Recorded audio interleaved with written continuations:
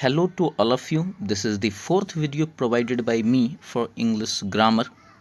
इस वीडियो में सेंटेंस उनके टाइप्स पर डिस्कशन किया जाएगा, जिसमें बात स्टार्ट की जाएगी सेंटेंस के डिफिनीशन से, फिर उसके क्लासिफिकेशन के ऊपर बात किया जाएगा. So start. What is called sentence?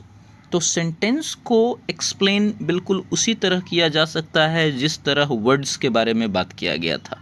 तो एक बार अगर आप रिकैप करें कि वर्ड क्या था, तो हम सभी लोग बोलते थे कि वर्ड लेटर्स के वैसे ग्रुप को कहा जाता है जिनके कुछ मीनिंग हो. जस्ट सेम सेंटेंस जो है वो वर्ड का ग्रुप होता है. किनका ग्रुप होता है? वर्ड का. जैसे डिफिनीशन में देखिए, a group of words which gives complete sense is called sentence. Means कि वर्ड्स के ग्रुप को ही सेंटेंस कहा जाता है. कंडीशन बस ये है कि उनसे एक कंप्लीट सेंस निकल के आनी चाहिए. Example is I am Amit Kumar Poddar. ये जो सेंटेंस है इससे कुछ मीनिंग निकल के आ रहा है, जिसमें कही जा रही है कि मेरा नाम अमित कुमार पोद्दार है. Next sentence is he is not an actor. वह एक अभिनेता नहीं है. Third is she is a teacher. तो ये जो वो सेंटेंस हैं, ये जो लिखे गए ग्रुप ऑफ वर्ड्स हैं, चूँकि इनसे मीनिंग एक्सप्लेन किए जा रहे हैं, इस कारण से इन्हें सेंटेंस कहा जाएगा. अब बात स्टार्ट करते हैं क्लासिफिकेशन ऑफ सेंटेंस पर. सेंटेंस के टाइप्स पर अगर बात की जाए तो टाइटल देखिए पहले, काइंड्स ऑफ सेंटेंस. तो सेंटेंस के काइंड पर यदि बात की जाए तो सेंटेंस के टोटल जो टाइप्स होते हैं वो होते हैं 4.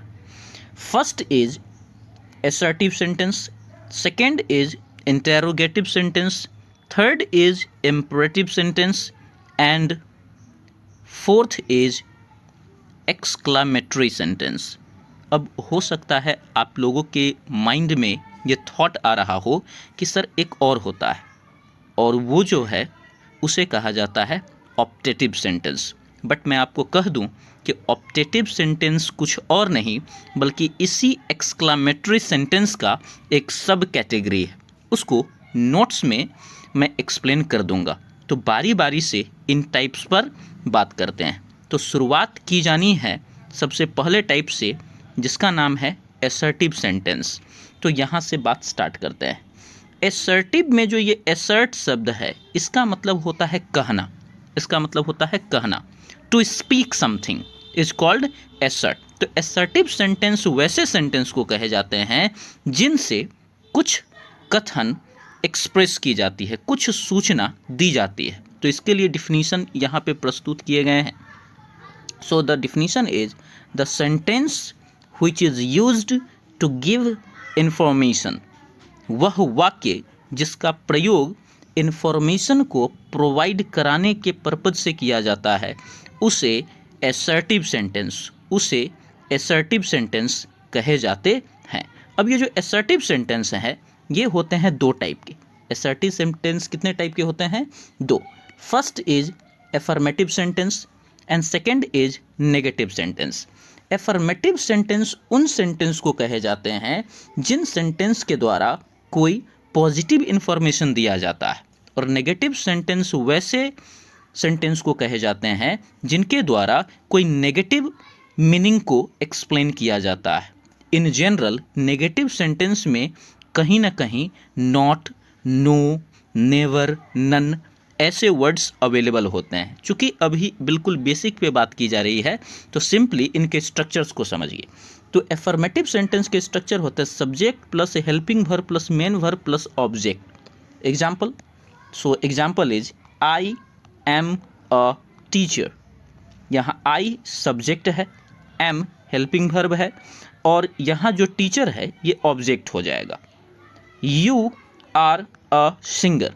यहाँ भी आप देखें तो यू सब्जेक्ट है, आर जो आपका है वो हेल्पिंग वर्ब है, और सिंगर जो है वो आपका ऑब्जेक्ट है.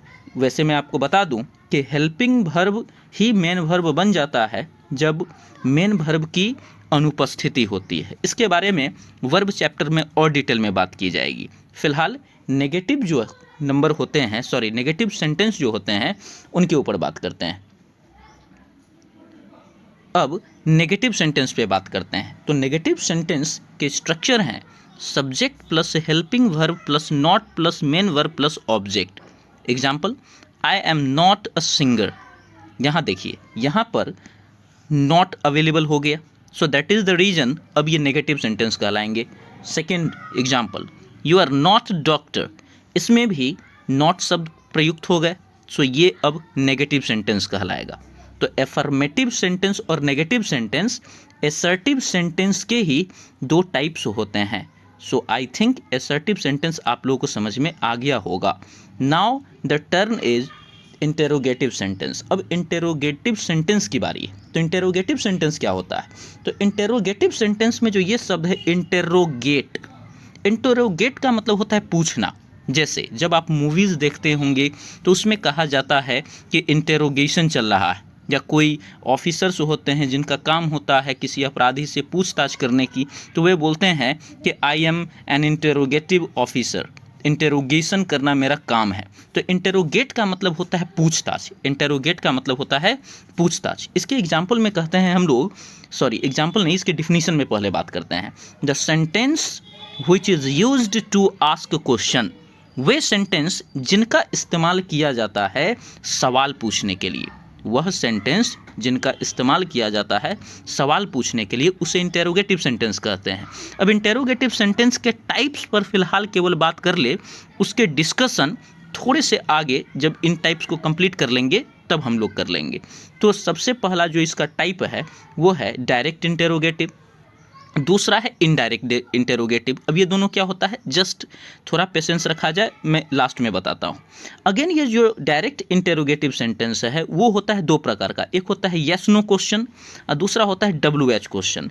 येस नो क्वेश्चन उन क्वेश्चन को कहे जाते हैं जिनका जवाब आप येस नो में दे सकते हैं। जैसे यदि आपसे कोई कहे कि आर यू अ टीचर, तो आप बोल सकते हैं येस या नो। तो ऐसे क्वेश्चंस जिनका जवाब यस नो में दिया जा सकता है उन्हें कैटेगराइज किया गया है यस नो क्वेश्चन में, और वैसे क्वेश्चंस जिनका जवाब यस नो में देना पॉसिबल नहीं है उसे कहा जाता है WH क्वेश्चंस, बिकॉज ये जनरली स्टार्ट होते हैं WH से। जैसे यदि आपसे कोई कहे व्हाट इज़ योर नेम, तो अब आपको यस और नो में आंसर नहीं देना होगा, अब आपको जो है अपना नाम ही बताना होगा, तो उसे कहते हैं WH क्वेश्चन। सो इंटेरोगेटिव सेंटेंस का बेसिक एक्सप्लेनेशन यही था। अब आगे बढ़ते हैं, अब बारी आती है इम्परेटिव सेंटेंस की। अब किसकी बारी आती है? इम्परेटिव सेंटेंस की। तो इम्परेटिव सेंटेंस क्या है? तो इम्परेटिव सेंटेंस, इम्परेटिव एक शब्द से बना है जो है इम्परेट। इम्परेट का मतलब होता है, शाब्दिक हिंदी अर्थ होता है प्रेरण। जो प्रेरण शब्द बना है प्रेरित करने से, प्रेरित करने का मतलब होता है सामने वाले से कुछ करवाने का प्रयास करना। तो इम्परेटिव सेंटेंस उन सेंटेंस को कहते हैं जिसमें सामने वाले से कुछ करवाने के लिए सेंटेंस प्रयोग में लिया जाता है। जैसे इसके लिए कहा जाता है टू एक्सप्रेस ऑर्डर, आदेश देने के लिए, एडवाइस सलाह देने के लिए, या रिक्वेस्ट विनम्रता से कुछ पूछने के लिए। इनके स्ट्रक्चर्स हैं कि ये या तो भी वन से स्टार्ट होंगे, या डू से स्टार्ट होंगे, डू नॉट से स्टार्ट होंगे, या लेट से स्टार्ट होंगे। ये इनके स्ट्रक्चर्स होते हैं। मतलब इम्परेटिव सेंटेंस में जो भी सेंटेंस होंगे वो इन्हीं सब से स्टार्ट होंगे, वर्ब के फर्स्ट फॉर्म से, या डू से, डू नॉट से, या लेट से। जैसे एग्जाम्पल के तौर पर पहला वर्क केयरफुली, वर्क केयरफुली। यदि आप ध्यान दें तो यहाँ पर वर्ब के फर्स्ट फॉर्म से स्टार्ट हुआ है। Next is do your homework. यहाँ अगर ध्यान दें तो ये इसकी जो शुरुआत हुई है इस सेंटेंस की वह डू से हुई है। Next is do not shout, चिल्लाओ मत। तो इसकी भी जो शुरुआत हुई है वो हुई है डू नॉट, डू नॉट यहाँ पर चर्चा किया गया था। फिर नेक्स्ट जो है वो स्टार्ट हुआ है प्लीज़ कीप साइलेंस। तो खैर प्लीज़ तो जो है ये एडिशनल शब्द है जो कि वाक्य की विनम्रता को बढ़ाने के लिए प्रयुक्त किया जाता है। So the main word is keep, और कीप जो है ये वर्ब का फर्स्ट फॉर्म है। तो यह इम्परेटिव सेंटेंस के बारे में बात हुई।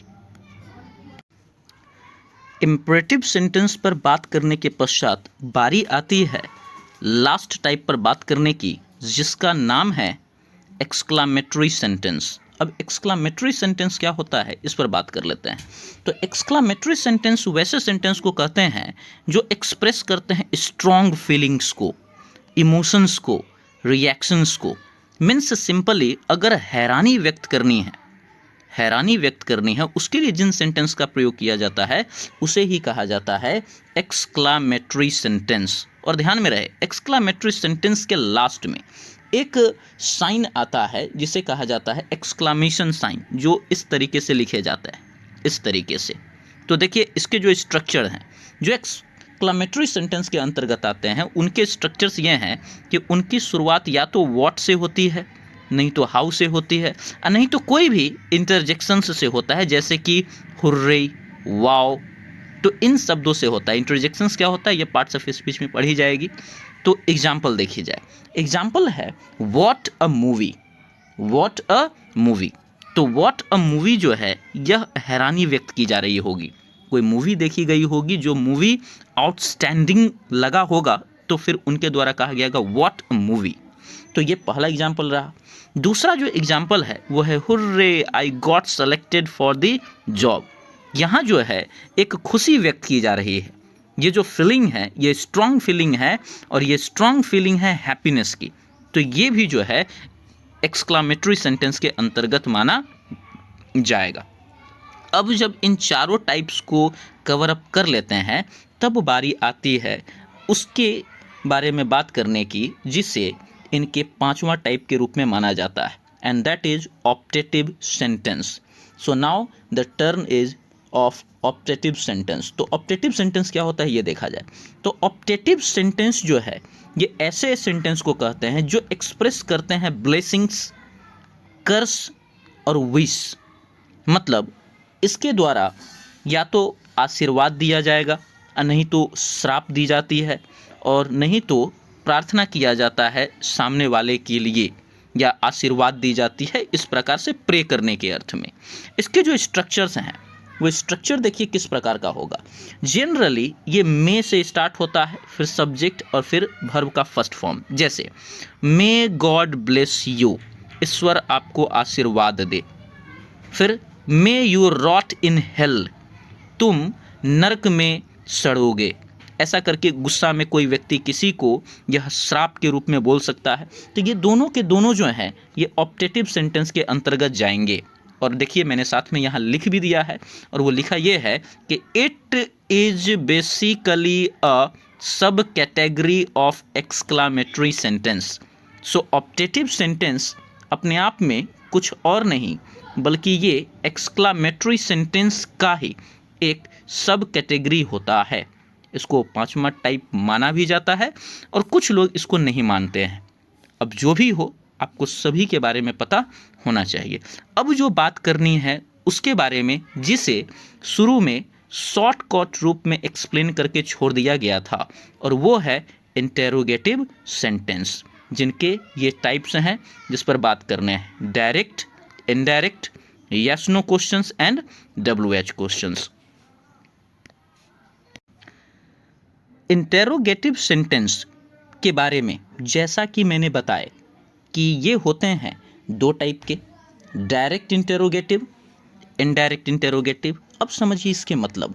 डायरेक्ट इंटेरोगेटिव वो होते हैं जो डायरेक्टली क्वेश्चन पूछ लेते हैं। A sentence that is a direct question, a sentence that is a direct question. इसके अंतर्गत जो है जो भी आएंगे उनको डायरेक्ट इंटेरोगेटिव कहेंगे। इसमें दो टाइप हैं। पहला है yes no question. Yes no questions उनको कहा जाता है जिनके जवाब यस नो में पॉसिबल हैं। इनके जो स्ट्रक्चर हैं वो इस प्रकार के होते हैं। हेल्पिंग वर्ब से स्टार्ट होगा, सब्जेक्ट, मेन वर्ब और तब ऑब्जेक्ट। जैसे example, are you a student. यदि आपसे कोई पूछता है आर यू अ स्टूडेंट, तो इसका आंसर यस और नो में दिए जा सकते हैं। एम आई अ टीचर, यदि मैं स्वयं से पूछूं क्या मैं एक शिक्षक हूं, तो इसके भी आंसर मैं मेंटली यस और नो में सोच सकता हूं। अब नेक्स्ट आता है WH क्वेश्चन। नेक्स्ट आता है WH क्वेश्चन। इनके जवाब यस नो में पॉसिबल नहीं है और इनके जो स्ट्रक्चर हैं वो WH वर्ड से स्टार्ट होते हैं। तो WH word helping verb, subject, main verb plus of object. Example, who are you. यदि आपसे कोई पूछता है हु आर यू, आप कौन हैं, तो आप इसका आंसर यस नो में नहीं दे सकते हैं। इसके लिए आपको एक प्रॉपर सेंटेंस बोलना पड़ेगा या एक वर्ड बोलना पड़ेगा जो यस नो के अलावा कुछ और होगा। Next is what is your name. आपसे पूछा गया आपका नाम क्या है, इसके भी आंसर यस नो में आप नहीं दे सकते हैं। इसके लिए भी आपको एक प्रॉपर वर्ड बोलने पड़ेंगे। अब आती है बारी दूसरे टाइप की, जो कि था इनडायरेक्ट इंटेरोगेटिव। ये बहुत इंपॉर्टेंट है। आपको मैं बता दूं, इनडायरेक्ट इंटेरोगेटिव वर्क में बिल्कुल इंटेरोगेटिव के ही समान है, बट इसमें दो बात जो याद रखने लायक है, और वो दो बात ये कि इसमें क्वेश्चन मार्क नहीं आता है, इसमें क्वेश्चन मार्क नहीं आता है। और दूसरा कि इसमें जो हेल्पिंग वर्ब है वो सब्जेक्ट से पहले नहीं आएंगे, वो सब्जेक्ट से पहले नहीं आएंगे। व्हाट आई सेड, मैंने ये कहा कि इस प्रकार के सेंटेंस में क्या होगा, हेल्पिंग वर्ब सब्जेक्ट से पहले नहीं आएंगे।